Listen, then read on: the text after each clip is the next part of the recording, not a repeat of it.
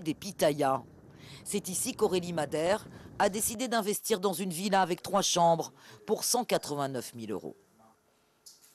Et je me suis dit, c'est une belle petite maison, juste à la portée de mes sous. Moi, je n'ai pas beaucoup d'argent, mais je pourrais quand même rembourser, on va dire, suffisamment fin de mois pour terminer le remboursement.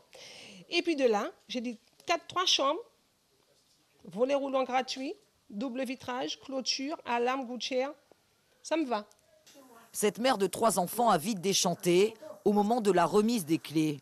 Une visite qui tourne court. Alors que la nouvelle propriétaire fait l'état des lieux, elle découvre de nombreuses anomalies. Quand il y a trop plein, ça déborde et ça tombe au sol. Là, je lui dis, monsieur, la cuvette est cassée. Il m'a ramené notre cuvette, mais voilà, c'est pas adapté. C'est pas adapté. Aurélie Madère n'a pas non plus investi sa chambre. Pas d'électricité. Mais ce qui inquiète le plus cette propriétaire, ce sont les traces sur les murs, de la moisissure, le bas des cloisons parsemé de taches. Et à l'extérieur, un filet d'eau coule en permanence le long de la maison. Il y a un canal qui passe. Je me suis rendu compte qu'il y a un tuyau qui sort du canal qui longe mon jardin. Je ne sais pas où il peut atterrir. Mais une infiltration d'eau dont vous avez vu à l'intérieur, c'est une infiltration sous dalle. Je pourrais vous montrer où sort l'eau, en gouttelettes, tous les jours. Devant le domicile d'Aurélie Madère, l'association Trop Violence venue la soutenir et des représentants de la société de construction. Mais ils n'ont pas été autorisés à rentrer dans la maison pour constater les dégâts. Nous sommes allés interroger le président du groupe Octopussy. Olivier Bernard se défend. Il n'a pas pu rentrer dans la maison pour constater l'état des lieux et un avis sur la question des infiltrations, le remblai en latérite ajouté par la propriétaire.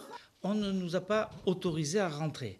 Quand samedi, j'ai vu les problèmes, dès le dimanche matin, 10 h, je me suis déplacé avec un artisan pour essayer de voir et pouvoir prendre des mesures si besoin il y en avait.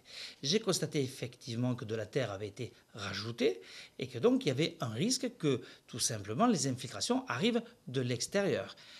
Pour ça, il faut que je puisse constater et je n'y suis pas arrivé. On a été obligé de le faire constater malheureusement par huissier ce matin, comme mes artisans n'avaient pas le droit de venir voir ce qui se passait. Dans le quartier, la mauvaise publicité faite par Madame Madère inquiète le voisinage.